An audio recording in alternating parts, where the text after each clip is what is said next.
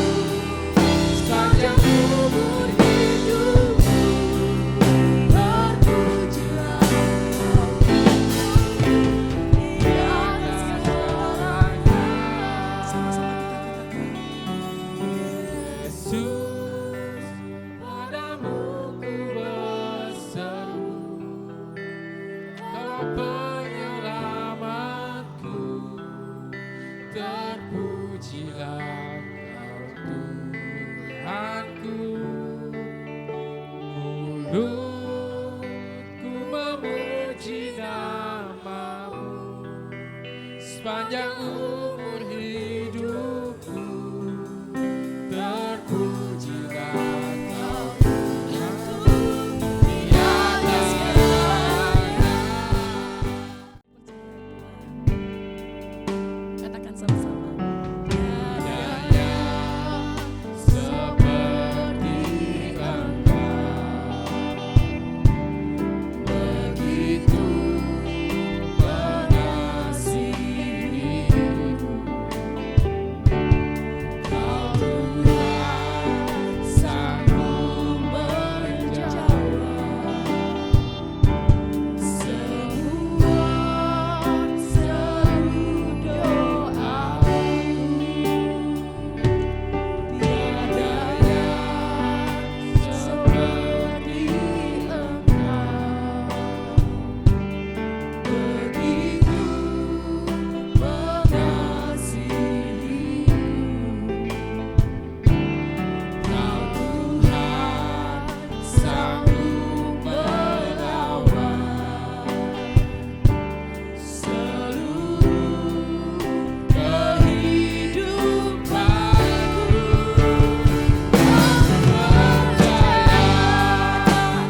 Tuhanku Raja, Kau turun tangan memulihkanku. Aku percaya Tuhanku Raja, Kau turun tangan memberkati.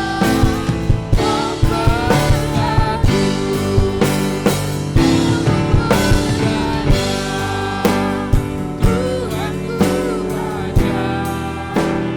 Kau turun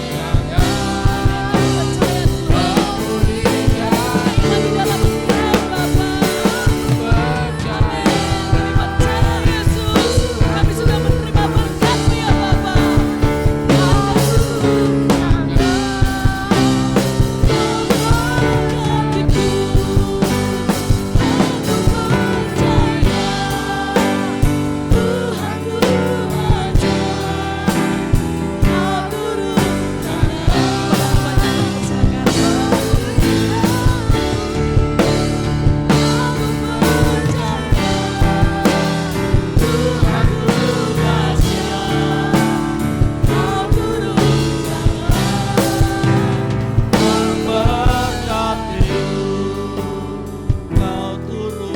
tangan memberkati.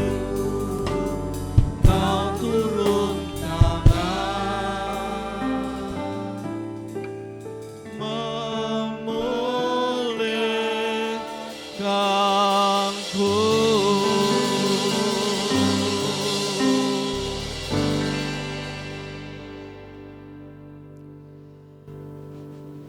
Tangan-Mu itu selalu tersedia untuk kami, Tuhan.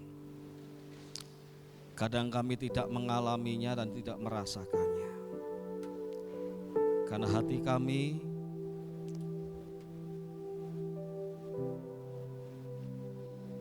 menjauh daripada-Mu.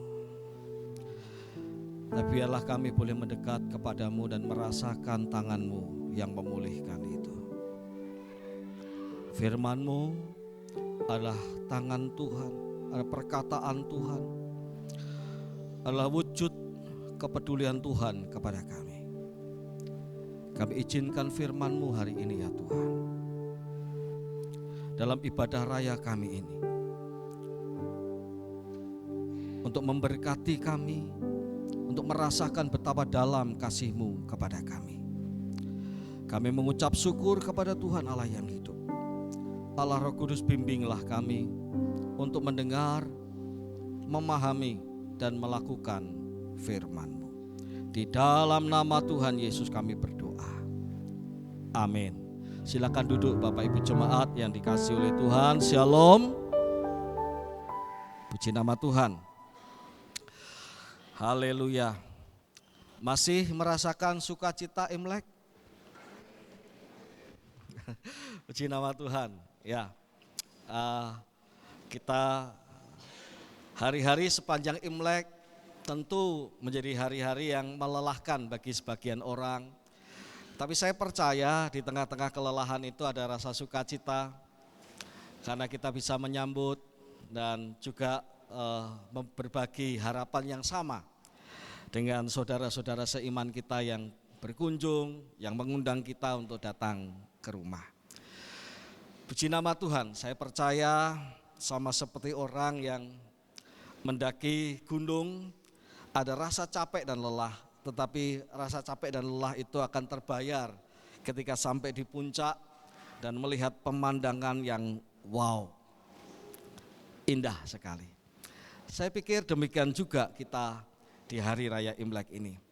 Dan saya percaya juga demikian kita sebagai anak-anak Tuhan, tidak selalu mudah untuk menjalankan firman Tuhan, tidak selalu mudah untuk menjadi pendengar dan mau mengikuti firman Tuhan, tapi berbahagialah kita yang mendengar dan mau dibentuk oleh firman Tuhan, mau mengikuti firman Tuhan itu. Kita akan bagaikan orang yang dibawa naik ke puncak gunung dan melihat, wow, karyamu indah Tuhan, bukan dalam diri orang lain, tetapi di dalam diri kita masing-masing yang terutama. Jemaat yang dikasihi oleh Tuhan, hari ini kita akan mendengarkan firman Tuhan dengan tema mencabut dan memperluas batas-batas kasih. Mari kita buka bersama-sama Alkitab kita atau membacanya di handphone kita. Saya tidak cantumkan di layar LCD supaya kita bisa menyimak di handphone atau di Alkitab kita masing-masing. Matius pasal 5 ayat 43 sampai ayat yang ke-48. Demikian firman Tuhan. Kamu telah mendengar yang difirmankan, kasihilah sesamamu manusia dan bencilah musuhmu.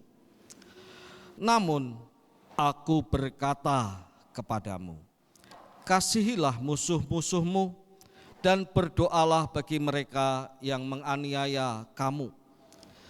Dengan demikian kamu menjadi anak-anak Bapamu yang di surga. Sebab Ia, Bapa di surga itu, menerbitkan mataharinya bagi orang yang jahat maupun orang yang baik, dan menurunkan hujan bagi orang yang benar maupun orang yang tidak benar.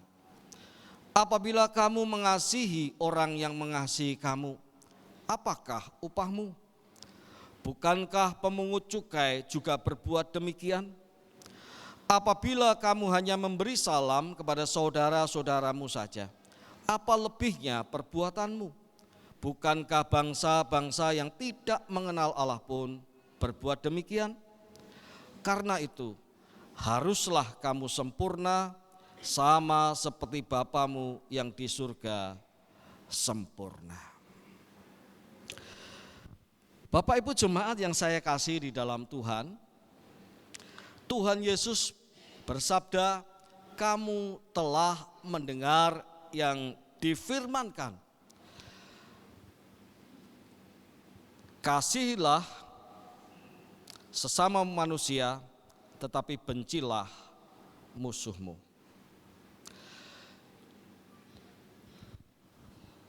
Kalau digambar seperti yang terlihat di layar LCD kita, ada dua bagian hati kita. Di satu sisi ada bagian untuk mengasihi, di satu sisi ada bagian untuk membenci, dan itu dikaitkan dengan manusia. Ada satu sisi untuk membenci seseorang, ada satu sisi untuk mengasihi orang yang lain. Kira-kira kalau kita punya hati seperti di gambar itu, nyaman enggak ya? Nyaman tidak? Satu merah, satu hitam. Terbelah. Satu seperti berfungsi dan satu seperti tidak berfungsi. Satu seperti memberikan rasa manis, sama seperti permen ya yang kita sajikan kepada tamu-tamu kita pada waktu Imlek manis. Tapi di satu sisi berisi tentang seperti sesuatu yang pahit, yang gelap.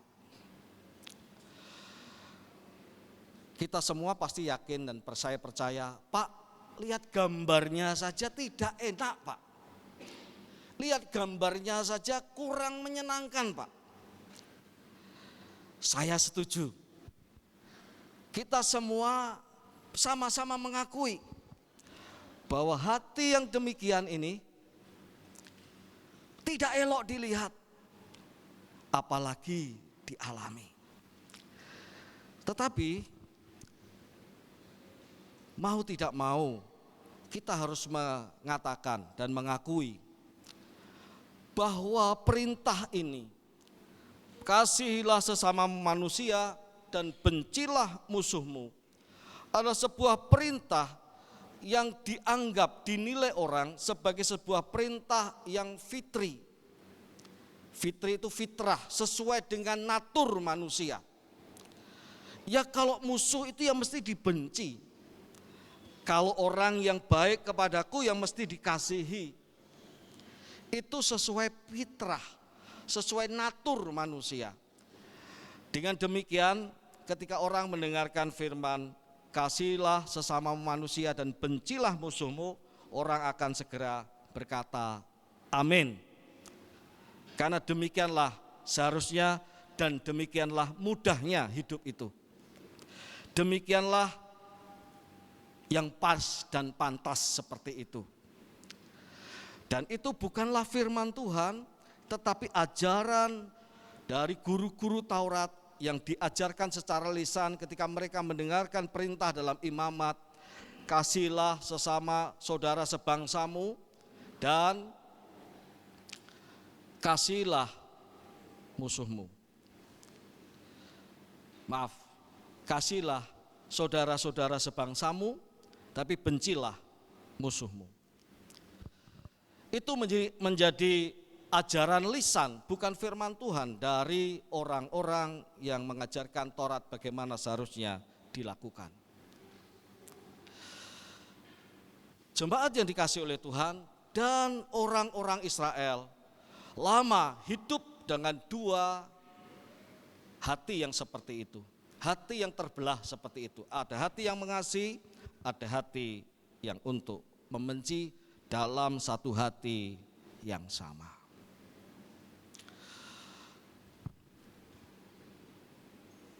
Sekarang kita mau melihat siapa yang disebut musuh itu. Siapa yang disebut musuh? Bagi orang Israel di zaman Yesus, musuh itu adalah orang-orang Romawi, pemungut cukai. Mereka adalah orang-orang yang menganiaya mereka. Tapi sekaligus musuh itu bisa saja adalah orang-orang yang tidak menyenangkan mereka. Orang-orang yang membuat hati mereka geram. Orang-orang yang melakukan kejahatan kepada mereka. Orang-orang dari bangsa mereka sendiri yang mungkin melakukan segala tindakan yang tidak menyenangkan, yang dianggap sebagai musuh-musuh dari orang-orang Yahudi sendiri, seperti pemungut-pemungut cukai. Mereka adalah orang-orang Yahudi, tetapi mereka dianggap orang luar karena mereka telah menyebabkan penderitaan rakyat. Tapi kita mau melihat, mau memikirkan kembali siapa yang disebut musuh. Saya gambar sebuah, bukan gambar ya, saya cantumkan, tampilkan sebuah gambar nyamuk yang telah pecah, tubuhnya, darahnya keluar. Tanggal 2 Februari, hari Senin, kira-kira jam 9 atau setengah 10 pagi, saya berdoa di gereja ini, tepat di karpet ini. Di sisi karpet ini, saya berdoa kepada Tuhan. Selesai berdoa, saya buka Alkitab, lalu saya mulai membaca. Ketika saya membaca, tiba-tiba lewat sebuah bayangan kecil di samping kiri saya. Tangan saya segera refleks, saya pukul.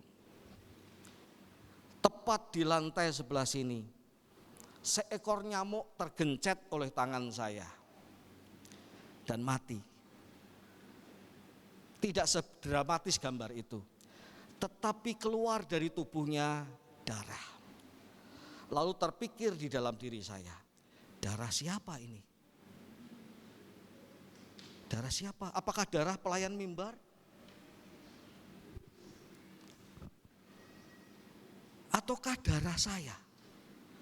Tiba-tiba muncul di dalam diri saya rasa puas. Kenapa? Sepertinya itu darahku. Dan aku begitu puas memukul kamu sampai penyet dan mati. Ada rasa puas mengalir dalam diri saya.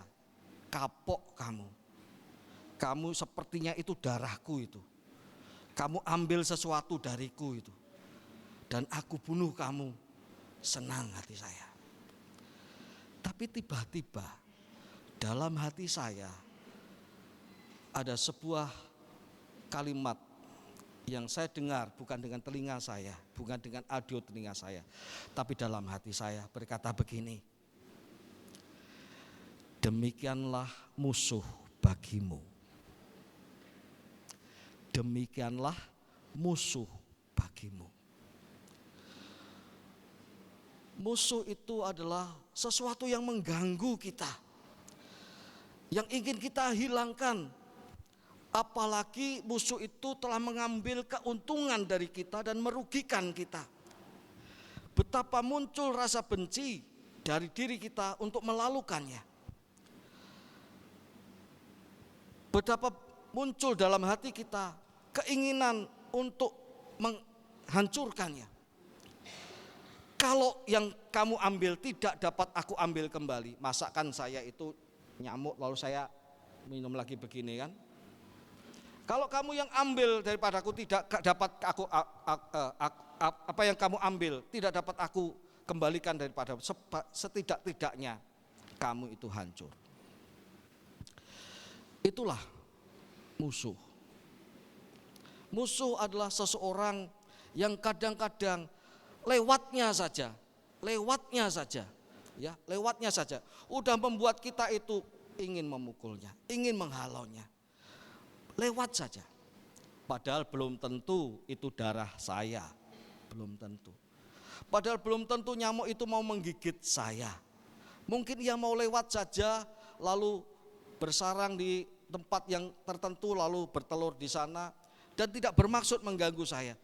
Tetapi dalam pikiran saya, nyamuk itu yang mengganggu, ya mesti diceplek. Jemaat yang dikasihi oleh Tuhan, ini pengalaman yang saya dapat dengan pengalaman yang sederhana. Sepertinya Tuhan mau menunjukkan siapakah musuh itu bagiku.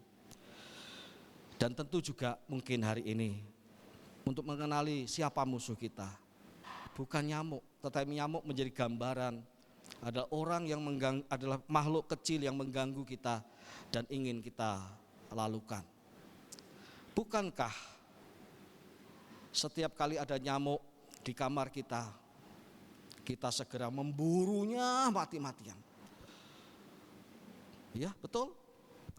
Bukankah ketika ada nyamuk di dalam mobil kita, kita itu gregetan sebelum ini barang ini berhasil kita pukul atau kita keluarkan. Apa salah nyamuk? Jemaat yang dikasihi oleh Tuhan, itulah musuh, definisi musuh. Seseorang yang kita persepsikan sebagai yang mengganggu, sebagai yang jahat, sebagai yang dapat merusak, sebagai yang dapat menggigit, sebagai yang dapat memusuhi kita, dan kita ingin menghancurkannya.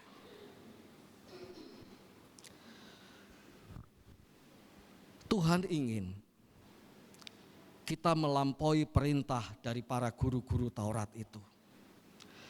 Dia menggunakan panggung kasihilah sesamamu manusia dan bencilah musuhmu itu untuk mengungkapkan sebuah otoritas kehendaknya yang kita dengarkan dari ayat yang ke-44. Demikian firman Tuhan.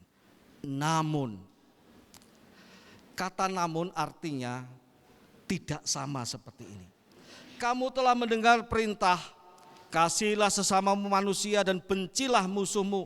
Lalu Tuhan berkata, namun aku berkata kepadamu. Ada sebuah perintah yang membaharui perintah yang lama. Ada sebuah ajaran yang membaharui ajaran yang lama.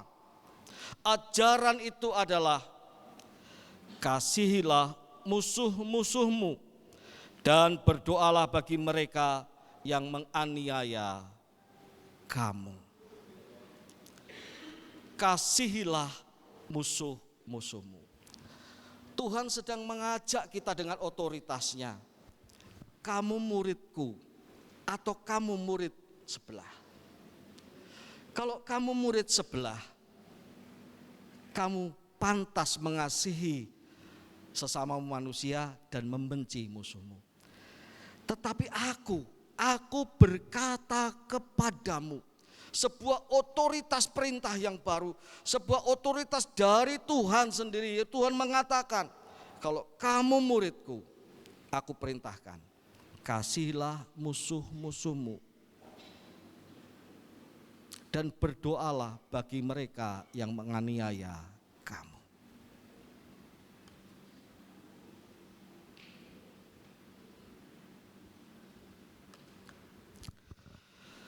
Saya lanjutkan cerita saya tadi. Tapi ini bukan cerita rekaan, ini real. Tanggal 2 itu juga. Tanggal 2 pagi itu juga, 2 Februari. Lalu setelah saya itu memukul dan ada suara dalam hati saya yang saya dengar dengan hati saya. Demikianlah musuh bagi kamu. Lalu saya menyesal, tiba-tiba ada rasa menyesal dalam diri saya. Amat dalam penyesalan itu sampai nyamuk. Andai kata aku bisa menghidupkan kamu lagi, tak hidupkan kamu. Itu pikiran saya. Aduh, tapi sudah gepeng ya kan, sudah keluar darahnya. Karena rasa penyesalan saya tumpangi tangan itu nyamuk itu. Maafkan aku ya. Konyol ya, konyol sekali. Maafkan aku.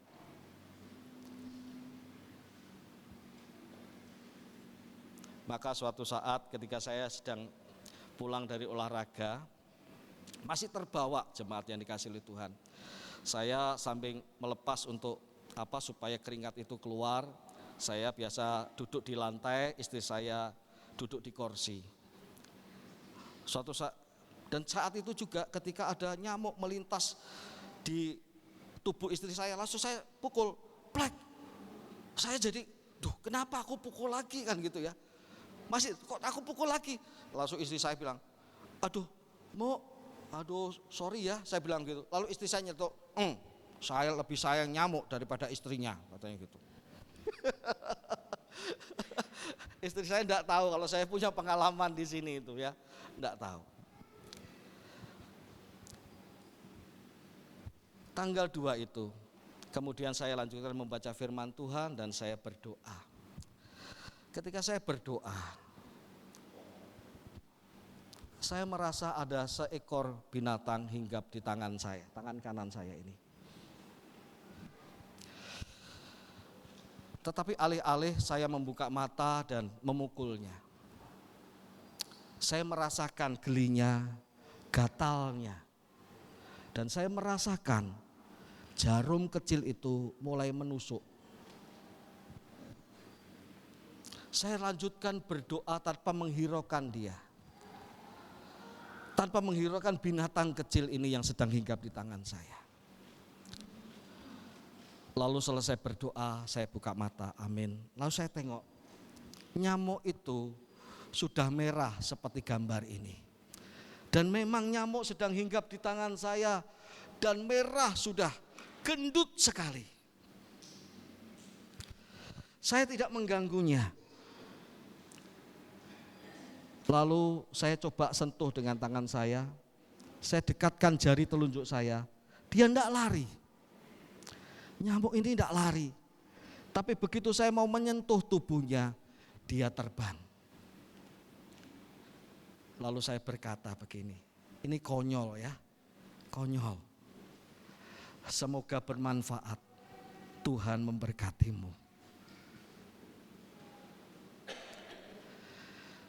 Jemaat, mungkin kalau CCTV bisa diputar lagi oleh Pak Simin, lihat tanggal 2, mungkin saya mau ambil videonya sebagai pengalaman konyol bagi saya. Tapi sekaligus juga pengalaman yang membagongkan gitu ya bagi saya. Tuhan memberkatimu. Jemaat yang dikasihi oleh Tuhan. Amsal 25 ayat 21 berkata, sebagaimana dikutip Roma pasal 12 ayat 19 sampai 20. Kita baca Roma 12 ayat 19 sampai 20 saja. Roma pasal 19 pasal 12 ayat 19 sampai 20, demikian firman Tuhan. Saudara-saudaraku yang terkasih, janganlah kamu sendiri menuntut pembalasan, tetapi berilah tempat kepada murka Allah, sebab ada tertulis, pembalasan itu adalah hakku. Akulah yang akan menuntut pembalasan, firman Tuhan. Tetapi jika seterumu lapar, berilah dia makan. Jika ia haus, berilah dia minum. Dengan berbuat demikian, kamu membuat dia malu, seperti menumpukkan bara api di atas kepalanya. Tanpa saya sadari, saya telah memberi makan musuh saya, nyamuk itu. Saya tidak ada rasa takut bahwa ini akan terjadi demam berdarah. Tidak ada rasa takut sama sekali. Saya biarkan dia. Padahal biasanya nyamuk demam berdarah itu munculnya ya jam-jam itu. Jam 10 ke atas. Berilah dia makan. Dan dia bukan memakan tapi meminum darah saya. Jemaat yang dikasihi oleh Tuhan, demikianlah Tuhan sangat merindukan kita itu menjadi orang-orang yang mengasihi musuh seperti yang Tuhan kehendaki. Bukan hanya mereka yang baik kepada kita, bukan hanya mereka yang telah membuat kita berhutang budi kepadanya, bukan kepada mereka yang memberkati kita, tapi kepada mereka yang menyesah kita, kepada mereka yang mengambil milik kita, kepada mereka yang mengambil sukacita dan damai sejahtera kita, kepada mereka yang mengusik ketenangan kita, kepada orang-orang yang berlaku jahat kepada kita. Tuhan berkata, kasihilah musuhmu. Sebab apabila kamu mengasihi orang yang mengasihi kamu, apakah upahmu? Apabila kamu memberi salam kepada orang yang hanya memberi salam kepadamu, apakah lebihnya perbuatanmu, kata Tuhan. Artinya Tuhan ingin mengajak kita melampaui yang natural, melampaui yang biasa. Tuhan mengajak kita untuk menjadi bagian dari hidupnya yang adalah warga kerajaan Allah, bukan sekedar warga dunia ini. Tuhan sedang mengajak kita untuk tidak menjadi manusia manusiawi, tetapi manusia batiniah, manusia rohani, di mana kita mesti berbeda dengan kebanyakan orang di muka bumi ini. Orang di muka bumi ini punya batas dalam mengasihi, tetapi anak-anak Tuhan tidaklah demikian. Sama seperti Petrus ketika berkata, Tuhan, berapakah aku harus mengampuni? 7 kalikah? Lalu Tuhan berkata, Petrus itu rupanya punya tancapan mengampuni itu 7 kali. Kalau itu dihitung meter, 7 meter persegi. 7 meter persegi saja ruang Petrus untuk mengampuni. 7 kali kah? Tapi Tuhan berkata, enggak, 70 kali 7 kali. Kalau itu kita umpamakan dihitung meter, itu artinya 490 meter persegi. 490 meter persegi begitu luasnya dibanding 7 meter persegi. Setiap kita punya patok masing-masing untuk mengasihi. Dan hari ini Tuhan mengajak kita, cabut patokmu, cabut patok kasihmu, perluas. Bukan hanya kepada mereka yang mengasihi kamu, bukan hanya kepada mereka yang memberi salam kepadamu, tetapi mereka yang memusuhimu, kasihi mereka. Mereka yang tidak memberi salam kepadamu, berilah salam kepadanya. Sebab kalau kamu mengasihi orang yang mengasihi kamu saja, pemungut cukai pun berbuat demikian. Artinya, kalau kamu itu mengasihi orang yang mengasihi kamu saja, tidak usah ikut Tuhan, orang pun tahu. Ya. Tidak usah jadi orang Kristen pun semua orang tahu seperti itu. Kalau kamu hanya memberi salam kepada orang yang memberi salam kepadamu, apakah lebihnya perbuatanmu? Artinya Tuhan mengajak kita begitu menjadi orang yang bermurah hati, sehingga kita menjadi anak-anak Bapa di surga yang menerbitkan matahari untuk orang baik maupun orang jahat, yang menurunkan hujan untuk orang benar maupun orang yang tidak benar. Ada Bu Kenny, ada Pak Amir di sana ya, ada Miss Susi, ya. Kalau kemarau itu saya tahu 2 keluarga ini paling susah ya Pak ya, paling susah. Kemarau panjang itu, Miss Susi, saya pernah lihat ketika di gereja ini hujan deras sekali. Lalu saya ngomong kepada Miss Susi, hujannya deras sekali. Lalu Miss Susi bilang kepada saya, Bu Susi ya, karena tidak mau dipanggil Miss di luar sekolah katanya. Bu Susi bilang kepada saya, kami senang Pak, udah lama tidak ada air katanya.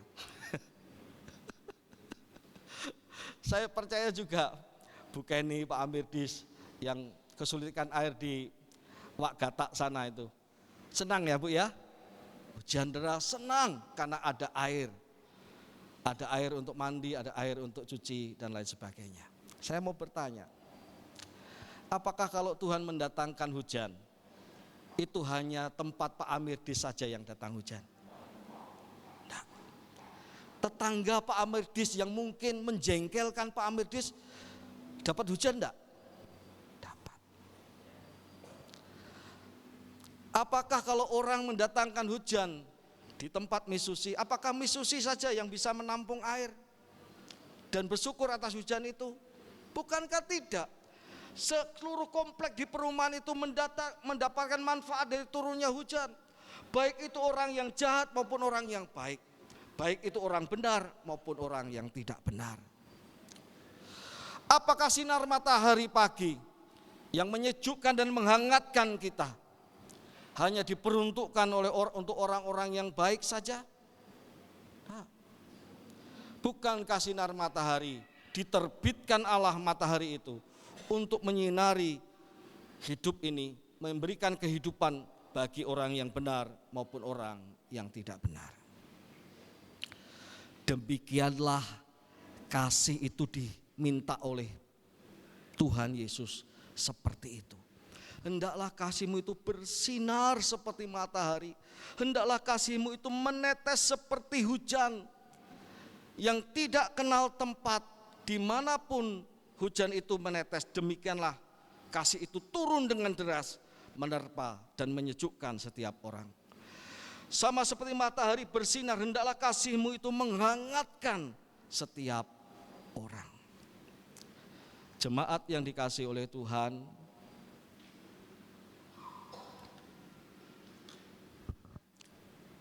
sebuah perintah yang terakhir, nasihat yang terakhir dari Tuhan Yesus dari ayat ini, dari perikop ini. Hendaklah kamu sempurna sama seperti Bapamu yang di surga sempurna. Haruslah kamu sempurna sama seperti Bapamu yang di surga sempurna. Sebuah perintah tepatnya. Haruslah kamu sempurna sama seperti Bapamu yang di surga sempurna. Untuk itu ada beberapa hal yang harus kita lakukan. Pertama, kalau ada orang yang menyakiti hati kita, kalau ada orang yang merugikan kita,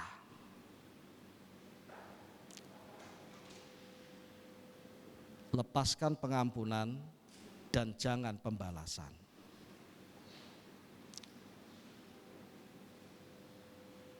Pak, boleh enggak Pak? Kan disuruh berdoa tadi Pak. Kan pembalasan haknya Tuhan. Boleh enggak saya berdoa, Tuhan, kepadamu kuserahkan pembalasan ini. Buatlah dia menjadi orang yang sungguh-sungguh celaka dalam hidupnya Tuhan. Boleh enggak? Jemaat yang dikasih oleh Tuhan, kita diminta berdoa untuk memberkati orang itu justru. Untuk meminta Tuhan memberikan belas kasihan, bukan mendatangkan kutuk dan kecelakaan. Jika hak Tuhan itu adalah pembalasan, biarlah itu urusannya Tuhan, bukan urusan kita. Tetapi hati kita diminta oleh Tuhan adalah ampuni, jangan membalas. Titik. Ampuni, jangan membalas. Kedua, Henry Nouwen, salah satu penulis favorit saya, menulis sebuah buku yang diberi judul A Wounded Healer. A Wounded Healer, yang terluka, yang menyembuhkan. Minggu kemarin saya berkhotbah tentang hati yang suci. Hati yang suci itu adalah siap dilukai tetapi enggan untuk melukai. Hari ini ditambah lagi. Hati yang suci itu dilukai, tetapi lukanya itu tidak membuat tangannya teracung untuk membalas. Tidak membuat mulutnya itu keluar kata-kata untuk menyerang. Tetapi ia yang terlukai itu, ia yang menyembuhkan. Pak, ajaran siapa ini Pak? Pak Denny kira-kira salah deh. Ini ajaran siapa? Mana ada orang yang sanggup dilukai tapi menjadi penyembuh? Jemaat yang dikasih oleh Tuhan, adakah yang pakai kalung salib? Tolong angkat tangan. Enggak ada? Loh, udah ada pakai kalung salib? Wow, Pak Erwin angkat. Pak, angkat tinggi Pak Erwin. Nah, gitu. Pak Erwin punya kalung salib. Lihatlah salib itu. Salib itu adalah wounded healer. Tuhan itu terluka. Bapa di surga itu terluka oleh pemberontakan manusia. Hatinya tercapik-capik. Yesus Kristus itu terluka oleh karena pelanggaran-pelanggaran kita. Siapa yang kira di kayu salib itu yang membuat ia terpampang di kayu salib? Bukankah setiap orang yang berdosa? Bukankah kita ini? Tetapi Bapa di surga terluka. Tetapi dalam lukanya itu ia mengutus anaknya yang tunggal untuk mati, bukan untuk sesuatu hal yang menyenangkan, untuk memikul dosa semua manusia. Dan karena ia memikul itu, semua orang yang telah melukai hatinya disembuhkan, diberikan peluang untuk kembali kepada Tuhan. Dan yang percaya dipulihkan hubungannya dengan Bapa. Apakah enak seorang yang maha kuasa seperti Yesus ketika ditanya, "Hah? Kamu raja orang Yahudi?" Lalu diam saja. Ditanya Pilatus, "Benarkah kamu raja orang Yahudi?" "Kamu yang mengatakannya," kata Tuhan. Ini orang maha kuasa seperti macam apa ini?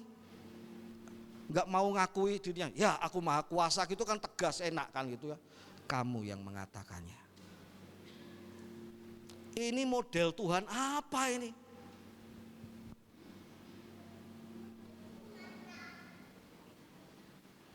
Ketika dia diludahi, ketika mahkota biru ditancapkan di kepalanya, ia hanya mengaduh. Ia tak membalas. Tak keluar kata-kata, satu kata pun yang menyakitkan.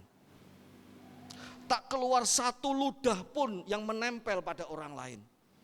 Meskipun ia diludahi, ia ditampar, ia disesah, meskipun ia bisa mendatangkan malaikat dari surga untuk menghajar orang-orang itu, tetapi ia tidak melakukannya. Ia sama seperti domba yang maha kuasa itu, sama seperti domba dibawa ke pembantaian. Dan di atas kayu salib, ia pun tidak mengucapkan satu kata pun yang memusuhi orang-orang yang memusuhinya, orang-orang yang menyesahnya. Tetapi yang keluar adalah, "Bapa, ampunilah mereka, karena mereka tidak tahu apa yang mereka lakukan." Kasihnya begitu luber, disakiti tapi tak menyakiti, tetapi mengasihi. Bukankah darah itu sudah menetes dan membasuh kita? Mari kita mengasihi seperti Tuhan mengasihi. Pak, tidak gampang. Itulah sebabnya kata-kata tidak gampang, "Pak, aku belum mampu." Itulah yang harusnya kalau kita merasa tidak mampu yang keluar. Karena Tuhan mengajak kita untuk mencari kerajaan Allah itu. Kalau kita tidak mampu, jangan keraskan hati kita, tetapi belajarlah pada Kristus. Sebab kasih yang sempurna seperti ini tidak bisa keluar dari hati manusia yang masih bergumul dengan tabiat-tabiat dosanya. Tapi kasih seperti ini akan muncul dari seseorang yang berkata kepada Tuhan, "Tuhan, aku mau mengasihi seperti Bapa di surga mengasihi. Tetapi aku tidak mampu, tolong aku Tuhan." Ketika kita berkata, "Tolong aku Tuhan," kita itu sedang mengutamakan kerajaan Allah dan kebenarannya, bukan mengutamakan kerajaan kita sendiri. Ketika kita berkata, "Tuhan, bentuk aku mau seperti yang Bapa mau, seperti yang Engkau mau, mengikuti perintah-Mu, tapi aku belum mampu. Tolong proses aku Tuhan." Dan ketika kita mengatakannya, kita sedang mengutamakan kerajaan Allah dan tidak mengutamakan kerajaan diri kita sendiri. Tahukah kita, kalau kita mengatakan itu, sebagaimana brilian yang indah ini, yang sempurna ini, demikianlah Tuhan akan membentuk diri kita menjadi pribadi-pribadi yang sama seperti Tuhan kehendaki. Jemaat yang dikasihi oleh Tuhan, yang ketiga, sebelum kita baca ini bersama-sama. Kalau tadi yang pertama adalah bagaimana kita mengasihi, lepaskan pengampunan, jangan membalas, sudah itu aja. Berdoa memberkati orang yang menyakiti kita. Berdoa memberkati orang yang merugikan kita. 2, wounded healer. Aku yang terluka, aku mau menyembuhkan. Yang ketiga, memahami bersama bahwa kerajaan Allah itu soal kasih. Yesaya pasal 11 dan Yesaya pasal 65 di sana dicatat. Ketika langit dan bumi yang baru itu dipulihkan oleh Tuhan, apa? Serigala akan diam bersama dengan domba. Macan tutul akan berbaring dekat dengan kambing. Anak singa akan makan bersama-sama dengan anak lembu. Dan selanjutnya, artinya apa? Eden itu dibaharui. Tidak ada yang saling memakan, tidak ada yang saling membenci. Itulah suasana kerajaan Allah. Jadi saya akan kembali kepada nyamuk tadi. Kenapa nyamuk itu menggigit saya? Saya pikir waktu Adam dan Hawa ada di Taman Eden, nyamuk tidak pernah menggigit manusia. Percaya enggak? Percaya? Enggak pernah. Karena Adam dan Hawa bermain-main juga dengan singa, memberi nama, bermain-main. Rukun semua binatang itu, tidak ada saling memakan dan dimakan. Kenapa nyamuk menggigit manusia? Karena natur dosa telah merembes bukan hanya kepada manusia tapi kepada alam ini. Natur dosa itu membuat binatang saling makan dan memakan, membuat mata rantai berputar begitu rupa. Itu yang membuat Pak Simin ketika melihat ular sawah langsung ambil tombak. Itu yang membuat Pak Lukas ketika melihat huk-huk, bukan hanya sebagai peliharaan tapi ini nyaman kalau di shop ini. Tapi saya akan bayangkan suatu saat dalam langit baru dan bumi baru, Pak Lukas bisa duduk dengan seekor anjing dan merasa aman kamu sekarang. Pak Simin lihat Ripung jalan, kamu kawanku kan gitu.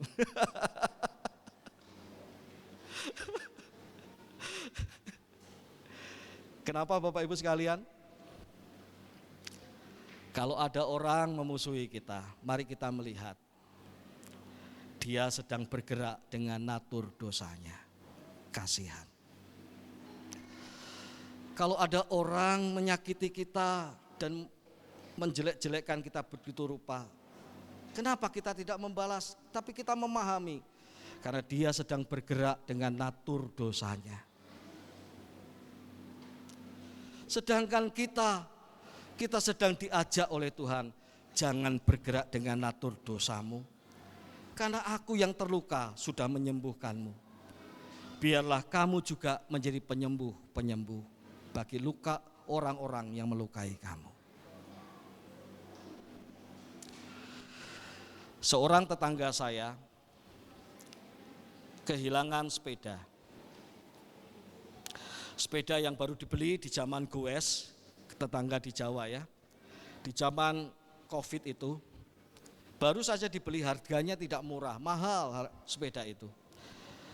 Tapi tiba-tiba baru saja sepeda itu dipakai sekali, ditaruh di teras, dicantol, dibuatkan tempat yang di atas dinding itu ya, nempel di dinding itu. Sepeda itu esok paginya hilang.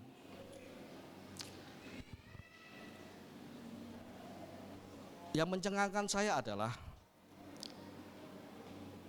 kawan saya ini, tetangga saya ini berkata, dia seorang Kristen juga. Dia berkata, gimana Pak? Ya gimana lagi, tidak tahu juga pencurinya, gini aja lah. Siapa tahu dia lebih butuh dari saya, mungkin untuk makan anak istrinya, kita ikhlaskan saja. Nanti ada waktunya saya beli lagi, meskipun ia tidak pernah lagi beli sepeda. Sepeda yang mahal itu tidak pernah bisa dibelinya lagi. Tapi ia begitu lapang hatinya untuk melepaskan. Jemaat yang dikasihi oleh Tuhan, hari ini kita diajak Tuhan untuk mengasihi orang yang mengasihi kita dan juga mengasihi orang yang menjadi musuh kita, yang menyakiti kita, yang merugikan kita. Tuhan Yesus memberkati kita semua. Kita baca bersama-sama ayat di atas. 1, 2, 3. mengasihi seperti Bapa di surga mengasihi adalah bukti anak-anak kerajaan Allah. Siapa mau menjadi anak-anak kerajaan Allah? Angkat tanganmu. Sini.